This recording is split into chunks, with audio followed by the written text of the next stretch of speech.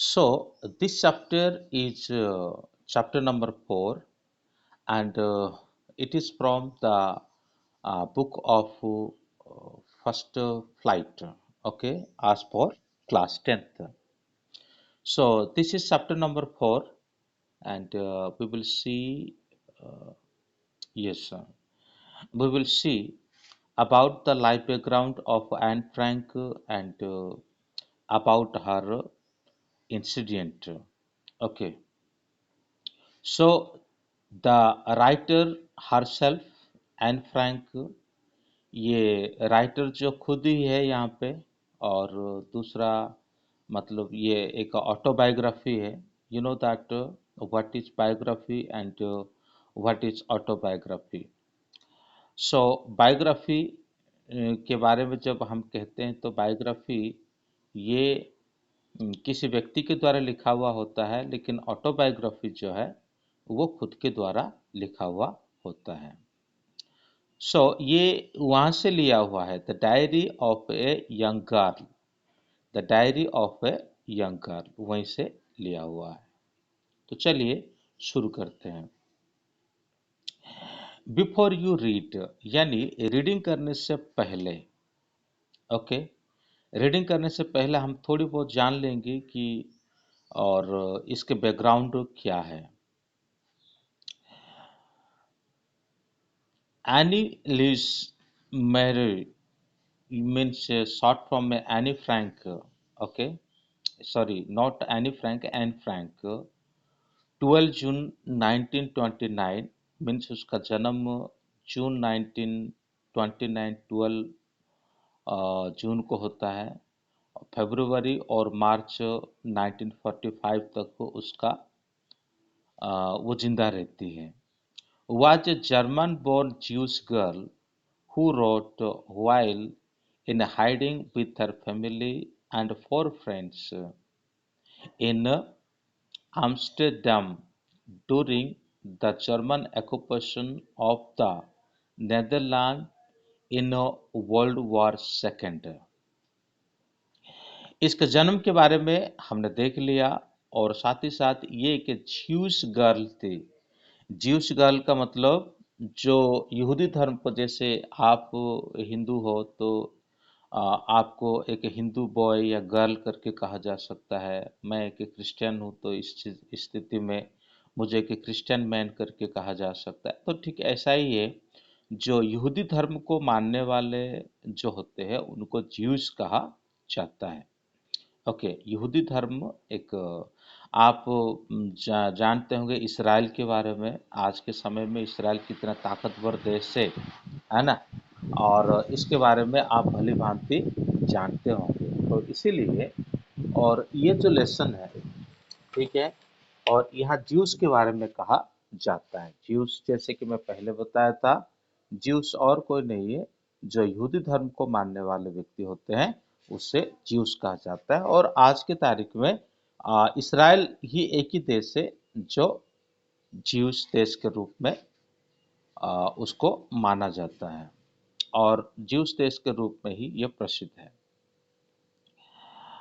लेकिन एक वक्त था जिस समय यहूदी लोग जो है वो इधर उधर मतलब भटके हुए हालातों में, बिखरे हुए हालातों में ये लोग हुआ करते थे. और तभी कुछ ज्यूस लोग जर्मन में थे, और जर्मन में जब थे तो इन यहूदी लोगों को, और इन यहूदी लोगों को किस प्रकार से सताया गया और किस प्रकार से उनको हिटलर के द्वारा और नाजी शासन के द्वारा मारा गया, लोगों को मारे गए. तो ये सभी चीज़ें हम इतिहास जब पढ़ेंगे तो हम भली भांति जान सकेंगे. लेकिन एक छोटा सा इंट्रोडक्शन इतिहास का यहाँ पे दिया हुआ है. जब नाजी, जो हिटलर का जो ग्रुप है, वो जिस समय जर्मन को ऊपर शासन कर रहा था, और तभी ये लड़की अपने परिवार के साथ और अपने आदर दोस्तों के साथ सेकंड वर्ल्ड वॉर के समय पर वो आम्स्टरडम नाम का जो जगह है वहीं पे अपने आप को छुपा रखे थे. लेकिन बाद में नाजी जो ग्रुप है वो उसको भी ऑक्युपाई कर लेता है, यानी अपने अधीन में ले लेता है। Her family had moved to Amsterdam after the Nazi gained power in Germany। जब जर्मनी में और नाजी का पावर हो गया तो उसके पूरा परिवार जो है ये कहाँ आ जाता है, एम्स्टर्डम नाम के एक जगह है वहाँ पे आ जाता है। but were trapped when the Nazi occupation extended into the Netherlands। लेकिन यहाँ आकर के वो बसते नहीं है क्योंकि नाजी जो है अब नेदरलैंड को भी ऑक्युपाई कर लिया, मतलब अपने अधीन में ले लिया, और ये लोग जहाँ रहते थे वो जगह नेदरलैंड में आता था। As persecution against the Jewish population increased, और इसी के चलते यहूदी जो पॉपुलेशन था, यहूदी लोग जो थे, और उनको बहुतायत रूप से यहाँ पे सताया जाने लगा। ठीक है। The family went into hiding in July 1942 in hidden rooms in her father auto francs office building. तो फैमिली को कहाँ से ट्रैफिक किया जाता है, पकड़ लिया जाता है, जहां वो अपने आप को छुपाए रखे थे 1942 में। और वो ऑटो फ्रांक यानी एन फ्रैंक का जो पिताजी है उनका नाम है। ठीक है, एन फ्रैंक का जो पिताजी है वो उनका नाम है। अपने ऑफिस बिल्डिंग में ये छुपे हुए थे और तभी क्या किया, उनको ट्रैफिक किया गया यानी उनको पकड़ा गया। After 2 years in a hiding, the group was betrayed and transported to the concentration camp system where Anne died। तो जैसे उनको पकड़े जाते हैं और लगभग 2 साल के बाद, 2 साल तक वो छुपे रहते हैं, लेकिन 2 साल के बाद उनको पकड़ा जाता है। उसके बाद उनको कंसंट्रेशन कैंप में डाले जाते हैं। कंसंट्रेशन कैंप एक ऐसा कैंप होता है जहाँ पर खास करके यहूदी लोगों को, बच्चे हो, बूढ़े हो, जवान हो, कोई भी हो, वो एक अंडरग्राउंड में बने हुए एक चैम्बर हुआ करता था और उसमें लोगों को ला करके डालते थे। तो जो व्यक्ति जिंदा हो जाता था, और वो जिंदा हो जाता था, लेकिन अक्सर लाखों के संख्या में लोग और वहाँ पे मर जाते थे। लोगों को ढंग से खाना नहीं दिया जाता था और लोगों को वहाँ पे क्या एक जहरीली गैस छोड़े जाते थे। इन सभी प्रकार की परिस्थिति वहाँ पर होता था। अगर ज़्यादा समरी चाहिए तो आप प्लेलिस्ट में से, जैसे कि मैं बताया था, आप 10th क्लास का प्लेलिस्ट को खोलेंगे तो आपको वहाँ से समरी का 2 वीडियो मिल जाएगा, तो उसी से आपको जान पाएंगे। तो ऐसे माना जाता है, विश्वास किया जाता है, जब वो कंसंट्रेशन कैंप में डाले गए तो डालने के बाद एन का डेथ वहीं पे हो गया। ऑफ हाइफोस in Bergen Blession within days of her sister Margaret Frank, her father Otto the only survivor of the group।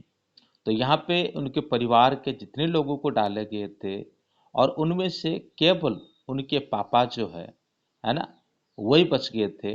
बाकी सब के सब उसी कंसंट्रेशन कैंप में मर गए थे। तो उसके बहन भी थी, शायद उसकी माँ भी होगी, उसके पापा होंगे, ग्रैंड मदर तो पहले डेथ हो गई थी उनकी। लेकिन जैसा भी हो, उसमें सिर्फ एक ही बच गया, जो उनका पापा ही बच गए थे, उसके अलावा और कोई नहीं बचे थे। तो उसके बाद फिर क्या होता है, जैसे वो बच जाते हैं, Otto the only survivor of the group return to Amsterdam. Okay, ये फिर वापस आ जाते हैं आमेस्टर्डम में। और आफ्टर द वॉर एंडेड, युद्ध खत्म होने के बाद, to find that her diary had been saved. तो जैसे वो वापस आते हैं, वापस आने के बाद देखते हैं कि एन फ्रैंक ने जो डायरी लिखी थी वो डायरी को उन्होंने सेव कर लिया यानी बचा लिया। convinced that it was a unique record, और यही एकमात्र रिकॉर्ड था। मतलब जो एन फ्रैंक जो डायरी लिखी थी, ये एक ही रिकॉर्ड था, उसके अलावा और नहीं था। He took action to have it published in English under the name the diary of a young girl. फिर ये पहले डच भाषा में लिखी हुई थी और उसको क्या किया गया, ट्रांसलेशन किया गया। ठीक है, ट्रांसलेशन किया गया और उसको इंग्लिश भाषा में ट्रांसलेशन किया गया और उसका नाम दिया गया the diary of a young girl.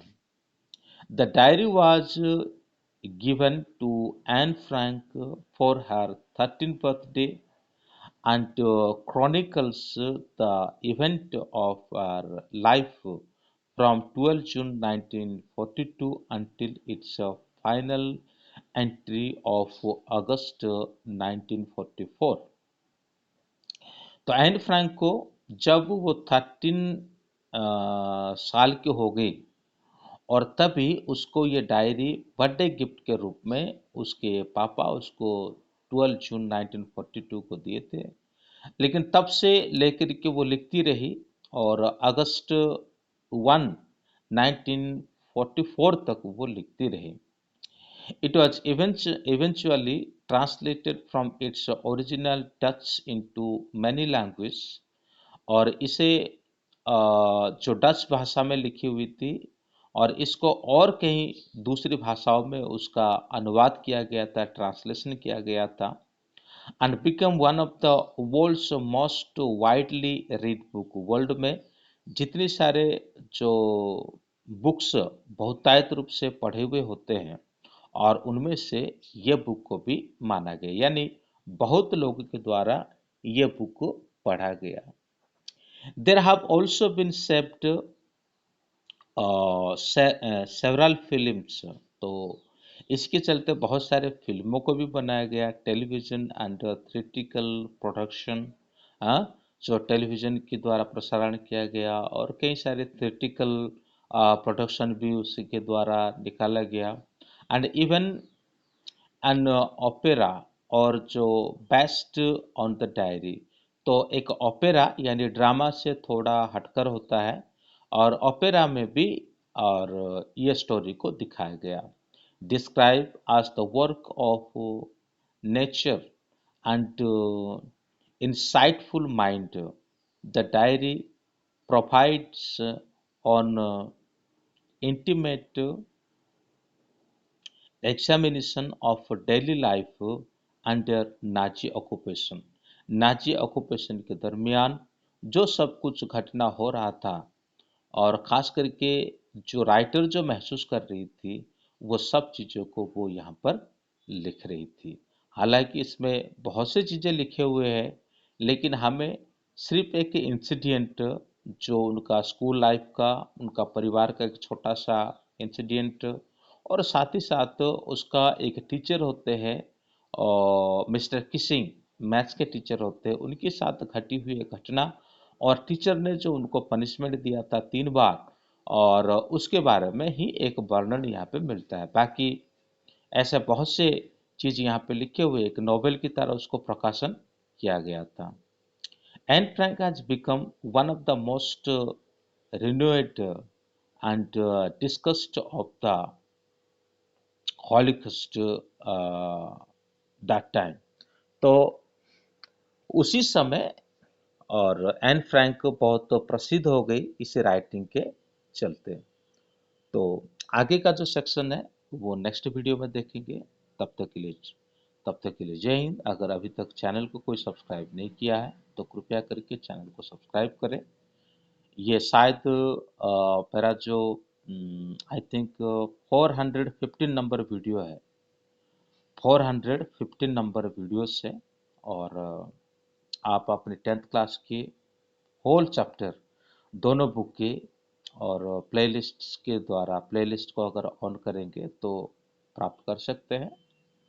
और फिर भी लगातार वीडियो बनना जारी है। Thank you, may God bless you.